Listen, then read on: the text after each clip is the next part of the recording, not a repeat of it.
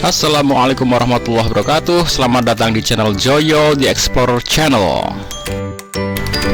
Oke teman-teman semuanya, pada kesempatan kali ini kita akan menyimak tentang teknologi mobil otomatis atau autonomous car.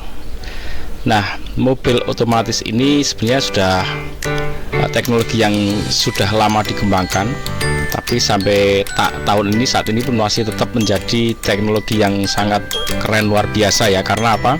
Karena kendaraan bisa nyetir sendiri. Jadi mobil bisa jalan sendiri tanpa harus dikendalikan secara manual. Setirnya itu bisa nyetir sendiri, belok sendiri, ngegas sendiri, ngerem sendiri ya. Dan itu bisa dilakukan tanpa kita harus mengendalikan apa-apa ya. Kita cukup diam jadi penumpang dan bisa melaju dengan sendirinya. Oke, seperti apa? Nanti ada kelebihan kekurangannya tentunya, tapi akan kita lihat seperti apa itu teknologi autonomous car. Apakah autonomous car itu? Autonomous car atau bisa disebut mobil otonom dikenal sebagai mobil tanpa pengemudi. Mobil otonom ini merupakan mobil yang memiliki kemampuan untuk berkendara layaknya dikemudikan oleh manusia. Padahal mobil tersebut bergerak dengan sendirinya menggunakan rangkaian artificial intelligence serta adanya rangkaian sensor. Rangkaian sensor telah disusun dengan teknologi termutakhir dan teknologi ini tengah giat dikembangkan oleh beberapa perusahaan kendaraan. Bahkan beberapa negara pun mendukung adanya perkembangan teknologi tersebut.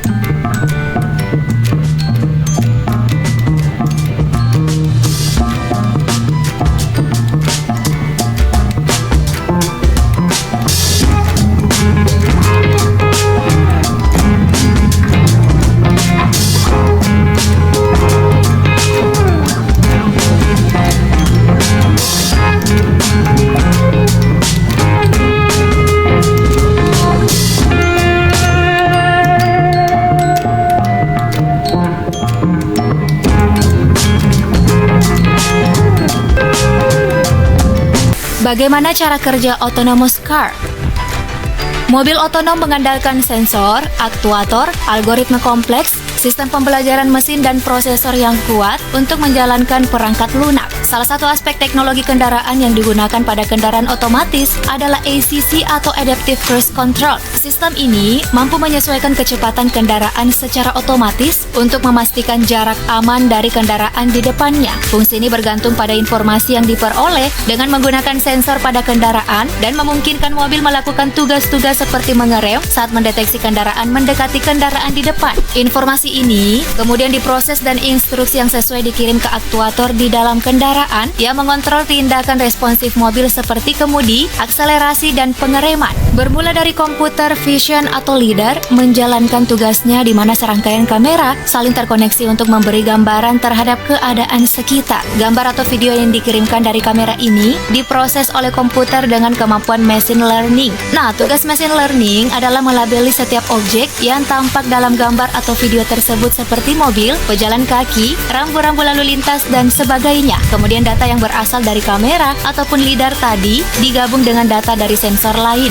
Sensor fusion juga dapat berfungsi sebagai backup plan jika terjadi kerusakan atau kegagalan sistem pada kamera atau LiDAR. Nah, setelah tahu kondisi sekitar, saatnya mobil otonomous untuk mengetahui di mana dia berada. Apakah dia ada di jalan atau di halaman parkir? Proses localization berguna dalam path planning guna menentukan di bagian mana kita berjalan. GPS biasa mungkin hanya dapat memberikan informasi di jalan mana kita berada, bukan di lajur kanan atau kiri. Oleh karena itu, proses localization membutuhkan sistem navigasi yang lebih baik yang biasa disebut ISD GPS. Proses selanjutnya adalah merencanakan jalur mana yang akan dipilih agar bisa sampai tujuan. Lalu proses terakhir dilakukan oleh alat yang sering disebut ECU. Di dalam mobil konvensional, ECU berfungsi untuk penghematan bahan bakar, keamanan, serta kenyamanan berkendara. Namun si mobil self-driving, ECU dapat mengontrol kemudi hingga putaran penuh, mengerem, dan bahkan menginjak pedal gas.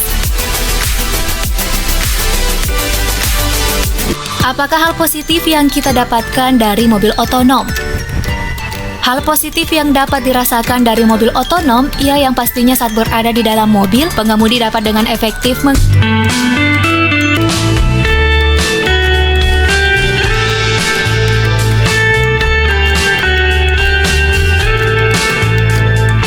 kerja. Dengan kelemahan ini, autonomous car sangat tidak recommended dipakai di tempat yang sulit dijangkau dengan akses internet, misalnya di daerah pegunungan atau daerah terpencil. Penyalahgunaan oleh oknum tertentu juga rentan terhadap serangan kerusakan dan lain-lain.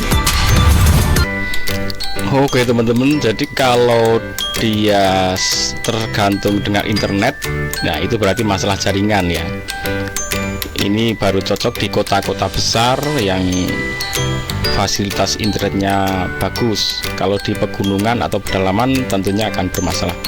Tapi mungkin bisa yang sensor-sensor yang bukan sifatnya internet, yang sifatnya langsung ya, misalkan sensor kayak itu loh, kalau anak-anak bikin lomba robotik itu kan dia bisa mencari tracker, nge-track medan ya, belok ke sana kemari, muter, ikutin medannya, ada sesuai jalur. Nah, ada sensor-sensor yang langsung itu ya bisa lah ya.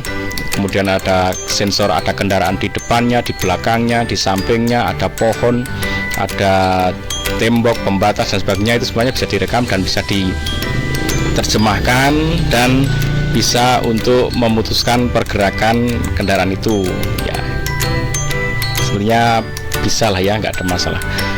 Oke, tapi ini sampai saat ini masih jadi teknologi yang keren dan mahal juga ya, karena ini semuanya sensornya jadi sangat banyak ya. Semakin banyak sensor, otomatis semakin banyak sistemnya dan semakin mahal. Kalau terjadi kerusakan juga akan sangat mahal biaya perbaikannya. Tapi kadang kalau sudah didesain semuanya serba komputerisasi itu, antara mahal dan nggak mahal itu kadang bedanya tipis. Kadang kalau kerusakannya itu hanya sangat ringan, maka dia hanya butuh instalasi saja, dicolok, kemudian di reset pabrik atau apa ya, seperti HP, seperti komputer ya, dia akan normal lagi ya. Kalau kerusakannya bersifat software, kayak mobil-mobil sekarang juga sudah seperti itu, mobil-mobil yang pakai sistem ECU ya, computerized, itu sudah cukup dicolok, install, beres.